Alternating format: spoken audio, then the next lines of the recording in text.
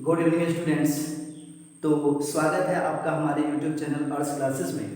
और आज के वीडियो में हम चर्चा करेंगे विद्युत क्षेत्र की तीव्रता के बारे में, जो आपके 12वीं के सिलेबस का दूसरा चैप्टर है और हम वहाँ सीखते हैं विद्युत क्षेत्र। ठीक है, तो चलिए हम विद्युत क्षेत्र के बारे में तो पढ़ेंगे ही, साथ ही साथ इसके पहले चैप्टर यानी जो विद्युत आवेश और विद्युत बल आपको पढ़ाया जाता है, जब हम कूलाम के नियम के बारे में पढ़ते हैं, उससे संबंधित कुछ विशेष प्रश्नों पे थोड़ा सा नजर डालेंगे और उसके बाद से हम आपको शुरू करेंगे विद्युत आवेश। ठीक है, विद्युत क्षेत्र की तीव्रता। तो चलिए देखते हैं।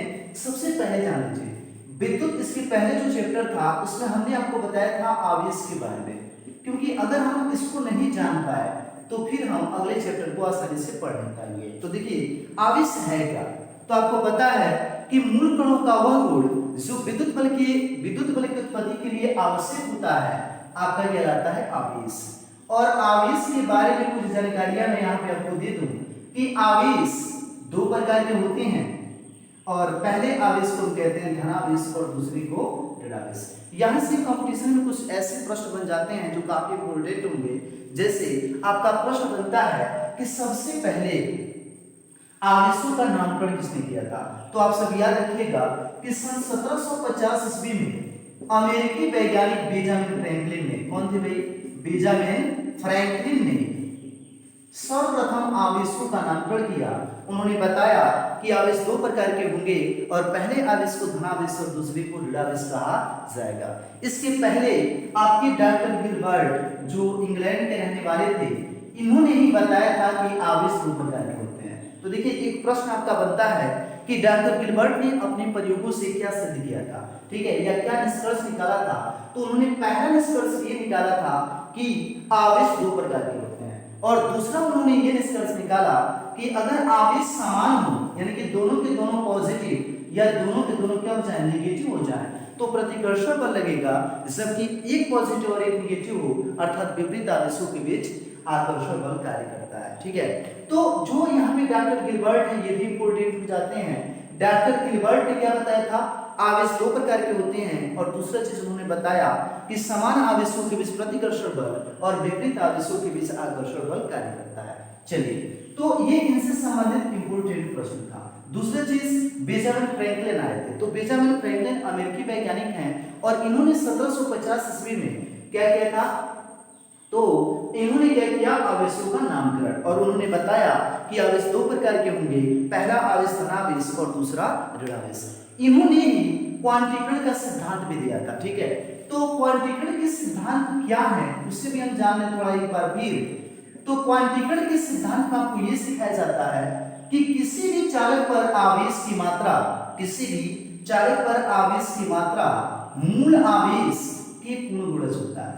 ठीक है, यानी कि अगर कोई भी चालक है तो उस पर जो आवेश की मात्रा होगी वह सदैव मूल आवेश के पूर्ण गुणज होगी। पूर्ण गुणज कहने का मतलब है कि यहाँ पे जो n है इसकी वैल्यू 1 2 3 4 5 डॉट डॉट इनफाइनाइट तक हो सकता है। चलिए, तो ये जो टॉपिक है इसलिए हम आपसे शेयर कर रहे हैं क्योंकि अगला चैप्टर जैसे हम शुरू करेंगे इन सब चीजों की आवश्यकता पड़ने वाली है। अब एक बात आया क्या, मूल आवेश। मूल आवेश किसे कहते हैं, तो याद रखिएगा ये जो मूल आवेश है प्रकृति में पाया जाने वाला सबसे न्यूनतम आवेश है। प्रश्न आपका बनता है कंपटीशन में कि प्रकृति में कम से कम कितना आवेश संभव है। तो याद रखिएगा प्रकृति में कम से कम 1.6 × 10⁻⁻19 कूलाम ही उपस्थित हो सकता है, और इसी को हम मूल आवेश कहते हैं। तो अगर आपसे कोई ये पूछ दे कि मूल आवेश किसे कहते हैं, तो आप सब याद रखिएगा कि प्रकृति में उपलब्ध न्यूनतम आवेश को मूल आवेश कहते हैं।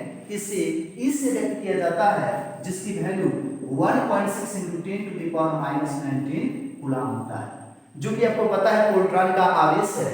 अगर यह नेगेटिव में रहे तो इलेक्ट्रॉन का आवेश होगा। चलिए, तो इन सब चीजों पर भी ध्यान देना था, इसलिए मैं आपको बताते चला। दूसरी चीज जो आपको ध्यान रखनी है वह ये है कूलाम का नियम क्या है। तो आप सबको पता है कि अगर दो आवेश Q1 और Q2 हो और इनके बीच की कुछ दूरी दी गई हो यानी r हो, और ये एक ऐसे माध्यम में रखे गए हैं जिनका परावैद्युतांक k हो, तो आप सबको पता है कि कूलाम के नियम से F बराबर होता है 1/4 pi epsilon 0 Q1 into Q2 by R square. अगर ये परावैद्युतांक P है तो ये आपका होगा F बराबर 1/4 pi epsilon 0 K Q1 into Q2 by R square. अब थोड़ी सी जानकारी आप जान लीजिए परावैद्युतांक के बारे में। तो परावैद्युतांक एक विमाहीन राशि होती है, अर्थात परावैद्युतांक का न तो कोई मात्रक होता है और न ही कोई भिन्न सूत्र है, ठीक है। इससे संबंधित और चीजें ध्यान रखेंगे कि अगर वायु हो या निर्वात हो, वायु हो या निर्वात हो तो की वैल्यू 1 रखी जाती है, ठीक है। वहीं अगर आपका कोई धातु पदार्थ है तो धातु के लिए के की वैल्यू अनंत होती है, जबकि अधातु या जिसे आप परावैद्युत पदार्थ कह सकते हैं उसके लिए इसकी वैल्यू सदैव आपकी 1 से अधिक होगी लेकिन अनंत से कम होता है। तो ऐसे क्वेश्चन आपके बन जाते हैं एग्जाम में जिनको हमें जानना होता है। चलिए देखते हैं कि हम विद्युत क्षेत्र को कैसे कवर करते हैं। तो सबसे पहले हमें सीखना है यहाँ पे विद्युत क्षेत्र के बारे में, ठीक। तो विद्युत क्षेत्र है क्या, आप उसे जान लें। तो आपको पता है कि जब भी हम कोई आवेश रखेंगे तो इस आवेश के चारों तरफ एक ऐसा क्षेत्र होता है जिसमें किसी अन्य आवेश को लाने पर आकर्षण या प्रतिकर्षण बल कार्य करता है, और उसी को हम क्या कहते हैं, विद्युत क्षेत्र। यानी हम कह सकते हैं कि किसी आवेश के चारों तरफ का वह क्षेत्र जिसमें किसी अन्य आवेश को लाने पर आकर्षण या प्रतिकर्षण बल कार्य करता है विद्युत क्षेत्र कहलाता है। अब देखिए ध्यान से, अगर मैं आपसे कह दूं कि विद्युत क्षेत्र आप कैसे पता करेंगे या किसी वायर में धारा प्रवाहित हो रही है इसकी जांच हम कैसे कर सकते हैं, तो आप क्या करेंगे। मान लीजिए यहाँ पे तार है और हमें ये पता करना हो कि इसमें धारा प्रवाहित हो रही है या नहीं, तो ऐसा तो नहीं है कि हम इसको टच करेंगे और टच करके पता कर लेंगे कि इसमें धारा प्रवाहित हो रहा है या नहीं। आपको पता है कि इसमें ज्यादा धारा प्रवाहित हो रहा होगा, अगर हम टच करेंगे तो ये हमारे लिए काफी खतरनाक सिद्ध हो सकता है। तो हम करते क्या है, इसके बारे में पता करने के लिए हम एक अन्य आवेश को जो इसी की प्रकृति का होगा, यानी कि अगर ये पॉजिटिव है तो पॉजिटिव वाले को ही पास लेके जाएंगे और जैसे उसे संपर्कित कराएंगे तो चिंगारी निकलेगा। तो जैसे चिंगारी निकले तो आपको पता चल जाएगा कि इसमें धारा का प्रवाह हो रहा है। एक क्वेश्चन का कंपटीशन में बन जाता है कि विद्युत के यानी विद्युत की उपस्थिति के बारे में हमें जानकारी किससे प्राप्त होती है, तो आपका आंसर होगा प्रतिकर्षण। प्रतिकर्षण एक वो चीज है जो हमें ये बताता है कि हाँ इसमें धारा प्रवाहित हो रही है या नहीं। चलिए नेक्स्ट चीज देखते हैं। यहाँ पे को भी जान लेना और भी जरूरी है कि जैसे आपका तार का हमें ये पता करना था कि इसमें धारा प्रवाहित हो रहा है या नहीं, तो हम क्या करेंगे कि यहाँ पे एक आवेश ले जाकर इसे टच कराते हैं और जैसे टच कराएंगे प्रतिकर्षण हमें पता चल जाएगा। लेकिन आपको पता है कि कूलाम ने जो नियम दिया कि F बराबर 1/4 pi epsilon 0 Q1 into Q2 by R square, तो आप सबको पता है कि अगर आवेश बड़े-बड़े हो गए अर्थात आवेश का परिमाण अधिक हो तो विद्युत बल प्रबल हो जाएगा, और जब विद्युत बल प्रबल होगा तो हमारे लिए खतरनाक हो सकता है। इसलिए हम क्या करते हैं कि किसी भी वायर में हमें ये पता करना हो कि इसमें कितनी धारा प्रवाहित हो रही है, धारा प्रवाहित हो रही है या नहीं, तो एक छोटा सा आवेश लेकिन जरूर रहेगा, इसे हम लेके जाते हैं और इसे संपर्कित कराएंगे। जैसे तार से संपर्कित कराया जाएगा प्रतिकर्षण बल जरूर कार्य करेगा। इसी आवेश को जो न्यूनतम आवेश होता है इसी को हम कहते हैं परीक्षण आवेश। क्या कहते हैं, परीक्षण आवेश। तो ध्यान रखिएगा कि ऐसा आवेश जिसकी सहायता से विद्युत क्षेत्र का अध्ययन किया जाता है परीक्षण आवेश कहलाता है। ध्यान से सुन लीजिए, ऐसा आवेश जिसकी सहायता से विद्युत क्षेत्र का अध्ययन किया जाता है परीक्षण आवेश कहलाता है। थोड़ी सी जानकारी और याद रखिए, परीक्षण आवेश आवेशी है, इसको हम Q0 से व्यक्त करेंगे और इसका मात्रक आप समझ गए होंगे। अगर आवेश है तो इसका मात्रक होगा कूलाम और बी में सूत्र होता है ET, ठीक। इसके पिछले चैप्टर से एक मोस्ट इंपोर्टेंट क्वेश्चन बनता है, वहां से पूछा जाता है विद्युतशीलता का बीमीय सूत्र क्या होता है। आप सबको याद होना चाहिए, विद्युतशीलता का बीमीय सूत्र होता है m का पावर -1 l का पावर -3 t का पावर 4 e स्क्वायर। ये जरूर याद रखिए, ठीक है, ये एग्जाम में कई बार पूछा गया है। तो विद्युतशीलता का बीमीय सूत्र होता है m का पावर -1 l का पावर -3 t का पावर 4 और e स्क्वायर। अब देखिए विद्युत क्षेत्र को अब हम आसानी से समझ सकते हैं। तो यहाँ पे आपको सबसे पहले पढ़ाया जाता है विद्युत क्षेत्र की तीव्रता। तो आपको पढ़ाया जाता है विद्युत क्षेत्र की तीव्रता। चलिए देख लेते हैं हम विद्युत क्षेत्र की तीव्रता के बारे में, ठीक। अब आपको एक चीज समझ लेनी चाहिए, अगर यहाँ पे कोई आवेश है और ये आपका इसका विद्युत क्षेत्र है, तो इस विद्युत क्षेत्र की बाहर के जो क्षेत्र होते हैं इन्हें हम कहते हैं अनंत। इन्हें हम क्या कहते हैं? अनंत। ध्यान रखिएगा, यानी हम कह सकते हैं कि विद्युत क्षेत्र के बाहर का क्षेत्र अनंत कहलाता है। ठीक, किसी भी परीक्षण आविष्कार से भी यानी विद्युत क्षेत्र की उपस्थिति का पता करना हो तो उसमें हम बाहर से एक परीक्षण आविष्कार को जरूर लाएंगे। जैसे इसको आप यहाँ पे लेकर आओगे, विद्युत बल लगेगा तो हम समझ जाएंगे कि यहाँ विद्युत क्षेत्र उपस्थित है। तो कैसे हम इसको समझे, विद्युत क्षेत्र की तीव्रता को उसे देखिए। तो हम विद्युत क्षेत्र को सीख लें। देखिए ध्यान से, किसी विद्युत, ध्यान दीजिएगा, विद्युत क्षेत्र में किसी परीक्षण आवेश पर लगने वाले बल, विद्युत क्षेत्र में किसी परीक्षण आवेश पर लगने वाले बल तथा परीक्षण आवेश का अनुपात विद्युत क्षेत्र की तीव्रता कहलाता है। फिर एक बार सुन लीजिए,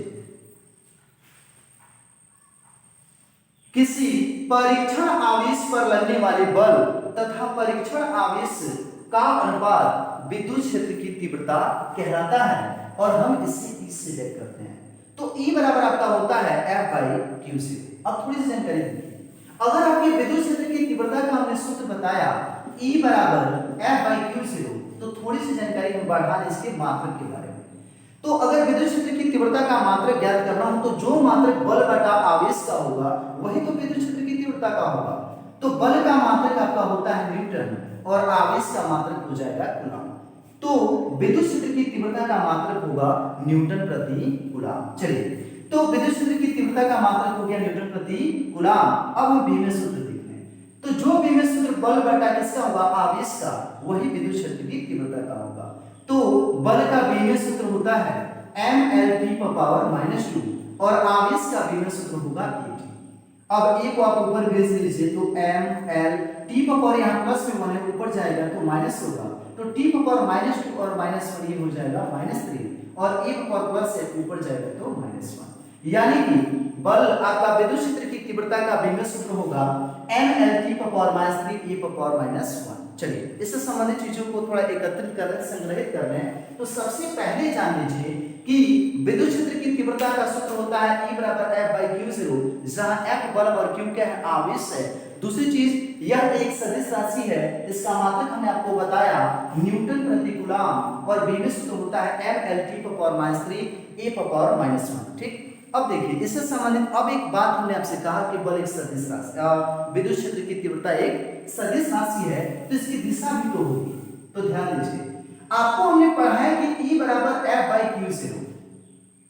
अगर हम विद्युत क्षेत्र की तीव्रता को सदिश के रूप में लिखना चाहें तो यदि बल के ऊपर वेक्टर लगा दिया जाए तो हम विद्युत क्षेत्र की तीव्रता के ऊपर भी क्या कर सकते हैं, यानी E पर भी वेक्टर लगा सकते हैं और इससे हम कहते हैं विद्युत क्षेत्र की तीव्रता का सदिश रूप वेक्टर E बराबर वेक्टर F/Q से हो। ठीक, अब यहाँ पे समझने वाली चीज कि विद्युत क्षेत्र की तीव्रता की दिशा आखिर किधर होगी। तो याद रखिएगा, विद्युत क्षेत्र की तीव्रता एक सदिश राशि है और इसकी दिशा आवेश पर लगने वाले विद्युत बल की दिशा में होती है। क्या कहा हमने कि विद्युत क्षेत्र की तीव्रता एक सदिश राशि है और इसकी दिशा विद्युत आवेश पर लगने वाले बल की दिशा में होती है। अब देखिए, अगर आवेश धनात्मक होगा, आवेश कैसा होगा? धनात्मक होगा, तो बल की दिशा में होगी। अगर आवेश ऋणात्मक होगा तो बल की दिशा की विपरीत होगी, क्योंकि आपको पता है कि विद्युत क्षेत्र की तीव्रता एक सदिश राशि है और सदिश राशियां कभी ऋणात्मक नहीं हो सकती। अगर इसके पहले माइनस चिन्ह आ जाता है तो इसका तात्पर्य ये होगा कि दिशाएं विपरीत हैं। ठीक, तो दो चीजें हमने यहाँ पे कंफर्म कर लिया कि विद्युत क्षेत्र की तीव्रता का मात्रक न्यूटन प्रति कूलम और बीमे सूत्र mL/T⁻3 e⁻1 होता है। और साथ ही साथ हमने ये भी जाना कि विद्युत क्षेत्र की तीव्रता एक सदिश राशि है और इसकी दिशा धनावेश के लिए अगर देखा जाए तो विद्युत बल की दिशा में होगी और ऋणावेश के लिए विद्युत बल की दिशा की विपरीत दिशा में होगी। ठीक, यहां तक हमारा कंफर्म हो गया। अब हम जानेंगे थोड़ा सा कि अगर देखिए ध्यान से, अगर कोई बिंदु आवेश है तो उसके कारण विद्युत क्षेत्र की तीव्रता क्या हो सकती है। ठीक, तो आपका अगला हेडिंग बनता है किसी बिंदु आवेश के कारण विद्युत क्षेत्र की तीव्रता। ठीक है, तो किसी बिंदु आवेश के कारण विद्युत क्षेत्र की तीव्रता। ठीक, अब देखिए ये आपका एग्जाम में पूछा जाता है, अगर एग्जाम में न भी पूछा जाए तो इससे अंकित प्रश्न बहुत अधिक पूछे जाते हैं और इससे सारे अंकित प्रश्न बनेंगे भी तो थोड़ा सा देखा जाए।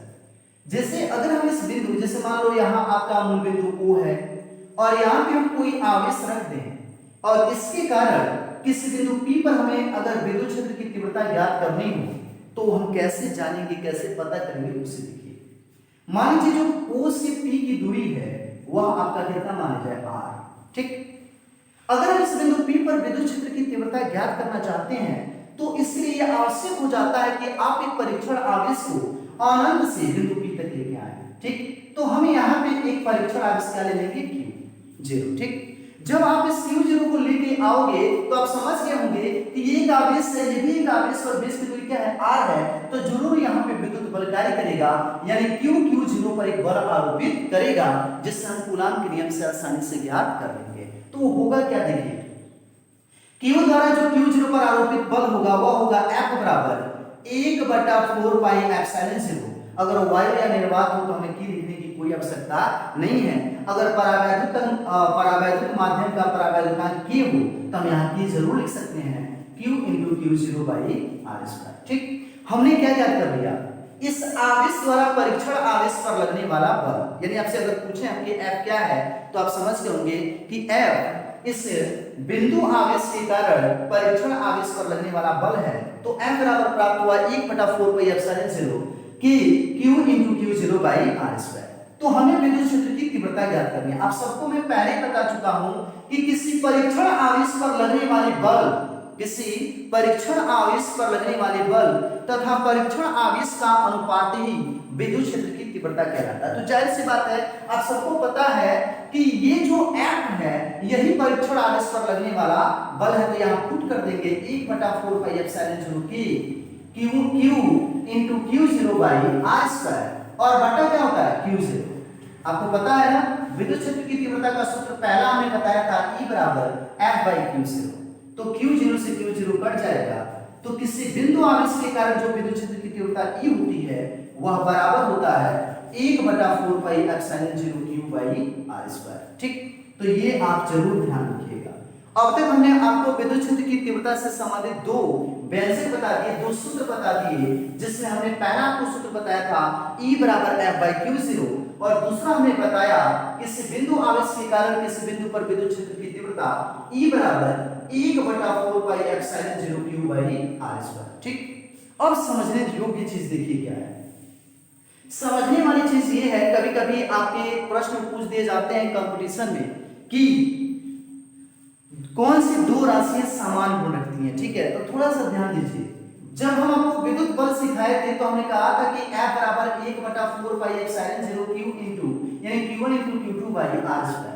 आज हम आपको विद्युत क्षेत्र की तीव्रता पढ़ा रहे हैं तो हम कह रहे हैं कि E बराबर 1/4 pi epsilon 0 Q by R²। ध्यान रखिएगा, यहाँ पे आप देख रहे हैं कि इसमें भी 1/r² है और इसमें भी क्या है, 1/r² है, तो इसे हम कहते हैं वर्ग व्युत्क्रम नियम। क्या कहता है इसको, वर्ग व्युत्क्रम नियम।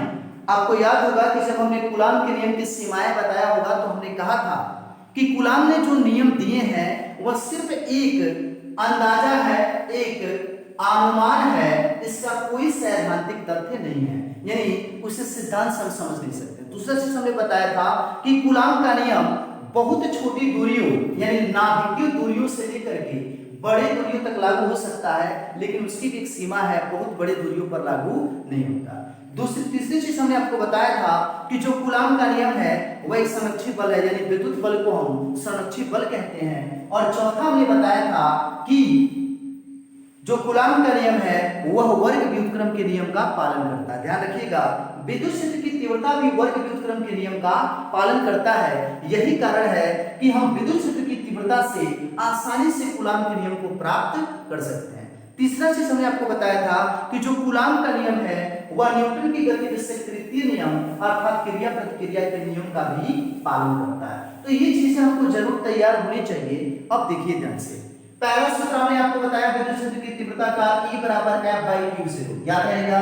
दूसरा हमने आपको बताया विद्युत क्षेत्र की तीव्रता E बराबर 1/4 Q बाई R स्क्वायर। ठीक, यूज कैसे करना उसके लिए, जैसे आपके आगे प्रश्न दे देंगे कि यहाँ एक 5 माइक्रोकूलम का आवेश है, ठीक, और इससे आपसे कहा जाए कि कुछ दूरी पर, मान लीजिए 2 सेंटीमीटर की दूरी पर कोई बिंदु P हो जहां हमें विद्युत क्षेत्र की तीव्रता ज्ञात करनी है, तो आपको सीधे से दिख रहा है कि ये आवेश Q बराबर दे दिया है 5 माइक्रोकूलम, तो माइक्रोन की वैल्यू कितनी होती है 10⁻⁻6 और ये हो जाएगा कूलम। जबकि जो दूरी दिया है R बराबर 2 सेंटीमीटर है, जिसे हम लिख सकते हैं 2 × 10⁻⁻2 मीटर। कोई दिक्कत? अब हमें ज्ञात करना है विद्युत क्षेत्र की तीव्रता। तो विद्युत क्षेत्र की तीव्रता का सूत्र हम लिख लेंगे E बराबर 1/4 pi epsilon 0 Q by R square. तो Q की वैल्यू कितना दे दिया गया है 5 × 10⁻⁻6 बटा R का स्क्वायर, मतलब हो जाएगा 2 × 10⁻⁻2 का होल वर्ग। तो E बराबर 1/4 पाई एप्सिलॉन 0 की वैल्यू होती है 9 × 10⁻9 और यहाँ पे हो जाएगा 5 × 10⁻⁻6 बटा 2 का वर्ग 4 10 का पावर 2 है, इसका वर्ग हो जाएगा -4। सदैव याद रखिएगा, यदि कोई भी पद हो, कोई भी घातीय पद हो, उसका क्या हो रहा हो वर्ग हो रहा हो, तो घात 2 गुना हो जाता है और वर्गमूल निकाला जा रहा हो तो घात क्या हो जाएगा आधा। कोई दिक्कत नहीं। तो यहाँ देखिए 10 से 9 बजे हो जाएगा आपका 45 और गुणे 10⁻⁻4 ऊपर जाएगा तो +4 होगा, तो 10⁻4 और 9 हो जाएगा 13 और 13 में से हम अगर 6 को घटाएंगे तो ये बच गया 7, लेकिन बटा यहाँ कितना है, तो E बराबर हो जाएगा 4 × 4 फिर 4 × 4 10.10 4 दूनी 8 और फिर 0 आएगा तो 4 बचे 20 गुणे 10 को पावर 7 न्यूटन प्रति कूलम। हाँ, आगे चल के एक चीज आपको जरूर पता लगेगा कि विद्युत क्षेत्र की तीव्रता का पहला मात्रक होता है न्यूटन प्रति कूलम और दूसरा आपको बताया जाता है वोल्ट प्रति मीटर। ठीक है, और इसका विभव सूत्र हमने आपको बता दिया है, तो इससे आप तैयार कर लेंगे।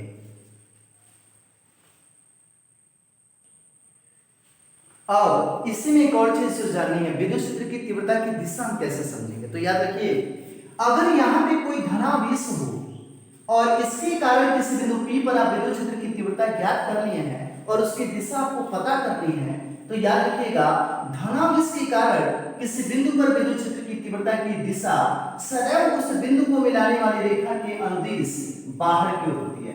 कहाँ होगी? बाहर की ओर।